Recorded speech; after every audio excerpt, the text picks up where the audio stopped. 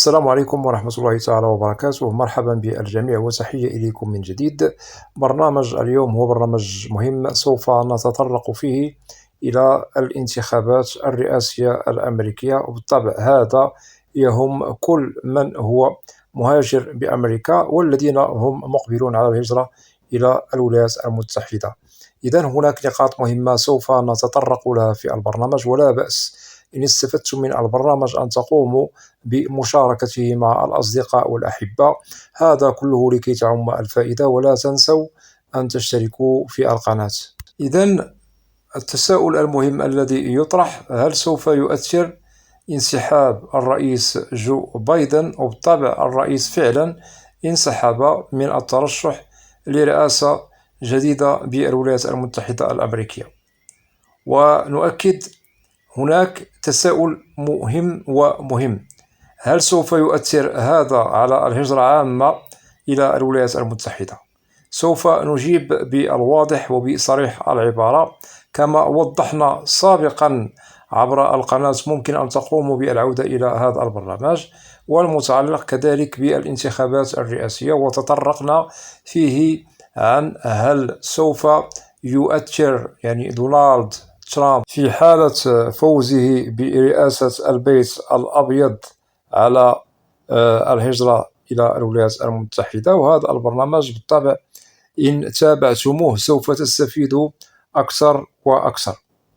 إذن كما وضحنا بأنه الهجرة إلى الولايات المتحدة قوانينها وبنودها السارية المفعول سوف تظل ثابتة، لن يتغير فيها شيء، أي أنه ملفات الهجرة التي هي مقدمة بأمريكا من طرف المهاجرين سيظل الاشتغال عليها لدى دوائر الهجرة بنظام، لأنه كما وضحنا سابقا بأن الولايات المتحدة تعتمد دوما على المهاجر بشكل كبير. وبالطبع بالنسبة للمهاجرين هم من مختلف الجنسيات، ورغم أنه سوف يطرح القيل والقال والقلق والحيرة عن من سوف يحكم الولايات المتحدة الأمريكية في الولاية الجديدة، هل الحزب الديمقراطي أم الحزب الجمهوري، نؤكد بأنه الحكم الجمهوري أو الحكم الديمقراطي ونظرتهم عن الهجرة سوف نجد فيها تقارب وتشابه. والدليل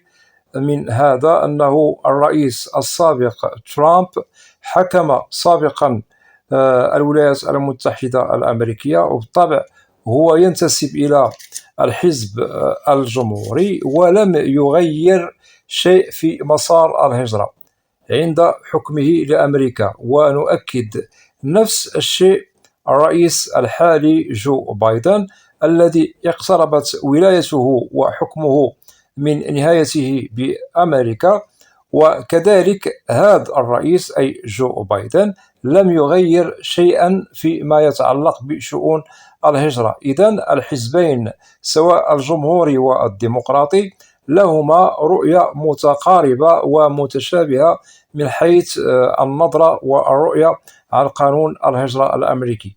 ليس هناك من طرف في عهدته وحكمه غير مثلا شيئا في تقليص المدة بفئة من أنواع الفيز التي تتعلق بالهجرة، أو أنه أوقف مثلا فئة بعينها من الاستفادة من الهجرة، أو مثلا قانون يتعلق بفيز أخرى لغير الهجرة التي ممكن الدخول بها إلى الولايات المتحدة الأمريكية. إذن نطمئن كل من هو مقبل على الهجرة مستقبلا إلى الولايات المتحدة، لا داعي للقلق. اشتغلوا على أيتها فئة من أنواع فيزا دخول إلى أمريكا سواء للهجرة أو لغير الهجرة. ليس هناك من عرقلة أو تغيير أو توقيف أو إلغاء ما بعد الانتخابات الرئاسية والنتائج التي سوف تظهر مستقبلا. إذن القانون المتعلق بالفئات المختلفة من أنواع فيزا دخول إلى أمريكا والقانون الذي كان يشتغل عليه سابقا هو نفسه القانون الذي يشتغل عليه حاليا في العهدة التي لدى حكم جو بايدن. وعلى كل من يعنيهم الأمر وهم طارحوا للتساؤل المهم: عن الهجرة إلى أمريكا مستقبلا.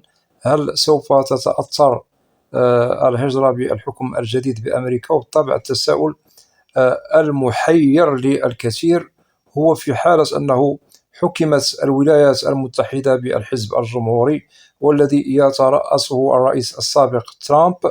نؤكد عليكم من جديد، سبق أنه وضحت، ولو يحكم الرئيس السابق ترامب البيت الأبيض في حلة جديدة لحزبه الجمهوري فلن يؤثر بتاتا، وقد وضحت لكم هذا سابقا وأكدنا عليه قبل قليل. ونؤكد بأن المنافسة الحالية عن الترشح للرئاسة الأمريكية هي بين الرئيس السابق دونالد ترامب والمرشحة للرئاسة المنتمية للحزب الديمقراطي أي نائبة الرئيس جو بايدن والمسماة بكامالا هاريس. نؤكد هنا بأن المنافسة هي قائمة بين ترامب وهاريس للترشح للرئاسة، ولن يتبقى إلا أشهر محسوبة وسوف تظهر النتائج الأخيرة بين المترشح للرئاسة ترامب حزب جمهوري وهاريس التي تنتسب إلى الحزب الديمقراطي. ونجيب عن المدة بأنها هي المصير والمستقبل المهم الذي ينتظره المهاجرين على مختلف جنسياتهم. بالطبع هناك من يريد ترشح الرئيس السابق ترامب الحزب الجمهوري، وهناك من يريد هاريس التي تنتسب أو تنتمي إلى الحزب الديمقراطي لأجل حكم الولايات المتحدة الأمريكية. لحد الساعة هي على مصراعين، أي الانتخابات الرئاسية هي في مواجهة ما بين ترامب وهاريس، ولحد الساعة نؤكد بأن الحسم هو لكل من هو مقيم من المهاجرين الذين نعتبرهم من القدماء بالولايات المتحدة الأمريكية، لأنه مخول لهم الانتخاب على المرشح المناسب لهم للحكم لولاية جديدة بأمريكا. وكذلك الشعب الأمريكي كذلك لديه كلمته في اختيار المرشح المناسب لهم لرئاسة الولايات المتحدة. إذن الكل سواء مهاجرين أو مواطنو الشعب الأمريكي نجد الاختلاف هو موجود. هناك من يريد الرئيس ترامب ومنهم من يريد كامالا هاريس. وأكيد هناك تساؤل يطرح: هل ممكن لهاريس أن تهزم الرئيس السابق ترامب للفوز بالرئاسة الأمريكية؟ نجيب هنا ممكن، ولكن لا يمكننا أن نجزم أو نؤكد بنعم أم لا، ويظل هذا متوقف بين قوسين، لأن هناك 50 ولاية أمريكية، وعندما سوف يسدل الستار عن الاقتراع الذي قام به المهاجرين والشعب الأمريكي سوف يتبين آنذاك من هو المستحق للرئاسة، هل هو ترامب أم هاريس.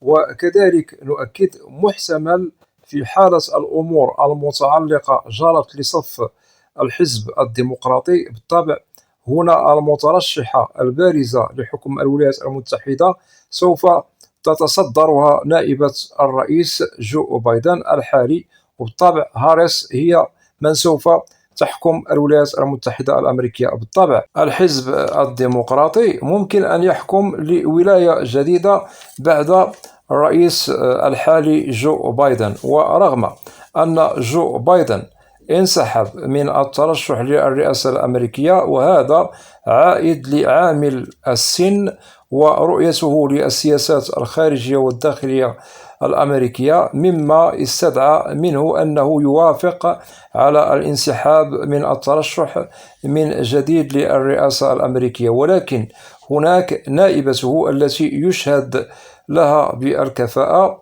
والدراسة المحكمة بما يتعلق بالشؤون السياسية، وبالطبع قانون الولايات المتحدة يخول لها هذا ويخول لها السير للترشح للرئاسة الأمريكية. ولو أن بايدن هو رجل مهم وهي امرأة، فهذا لا يمنع بالطبع كفاءتها لحكم أمريكا ورؤيتها عميقة لكل ما هو يحترم موجود في شخصيتها البارزة، وبالطبع هذا بشهادة الحزب الديمقراطي. ونؤكد لو أن هاريس ليس لديها كفاءة للترشح للرئاسة الأمريكية مستقبلا، بالطبع لما وجدناها نائبة رئيس. وبالطبع الرئيس الحالي جو بايدن يعرف جيدا بأن هاريس تستحق الترشح للرئاسة الأمريكية.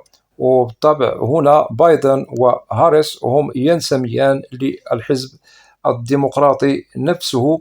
وهنا نؤكد بشهادة الرئيس الحاكم بايدن تظل هاريس هي المترشحة الرئيسية التي ممكن أنها تبارز وكذلك تصارع لمواجهة الرئيس السابق دونالد ترامب. وهذا ممكن كما وضحنا ممكن لهاريس أنها تحكم الولايات المتحدة الأمريكية يعني مستقبلا، أي ما بعد رئاسة جو بايدن. ونؤكد رغم أن هاريس هي امرأة أنثى، فاعلموا في حالة أنها حكمت الولايات المتحدة، أي أنها فازت برئاسة الولايات المتحدة واعتناقها للبيت الأبيض، فاعلموا جيدا بأن حكمها سوف نجده متقارب ومتشابه مع الحكم الذي وجدناه يعني واضحا في حكم ولاية جو بايدن. أتمنى أن تكون هذه النقاط واضحة. وبالطبع نؤكد هناك جالية عربية تريد الحكم الرئاسي الأمريكي من جديد كحكم ديمقراطي، هذا رأيهم. ومؤكد أنه إذا حكمت هاريس ممكن واحتمال أنه رؤيتها عن الهجرة ستظل متوافقة ومتشابهة مع الحكم الذي كان يشتغل عليه الرئيس الحالي بايدن، ولن يتغير شيء في قانون الهجرة، فقط هناك بعض الأشياء ممكن أن تغيرها هذه المترشحة للرئاسة هاريس كالسياسات الخارجية، ممكن هذا ومحتمل. وللتأكيد بأنه الولايات الخمسين مسار المنافسة والصراع والمواجهة بها هي سارية المفعول بالولايات الخمسين. وبالطبع هناك ولايات تغص بالجاليات العربية على مختلف جنسياتها. وبالنسبة للجالية العربية التي ممكن لها أن تقوم يعني بالاقتراع وكذلك الإدلاء بأصواتها للرئيس المناسب لها، نؤكد على الجالية التي دخلت منذ سنوات فارطة، نؤكد على الجالية العربية أي القدماء. أما بالنسبة للمهاجرين الجدد سوف نجد منهم من فقط لديه الجرين كارت، ومن لديه الجرين كارت لا يخول له قانون الهجرة الأمريكي أن يقوم يعني بالتصويت على رئيس مترشح سواء جمهوري أو ديمقراطي. أتمنى أن تكون هذه النقاط واضحة.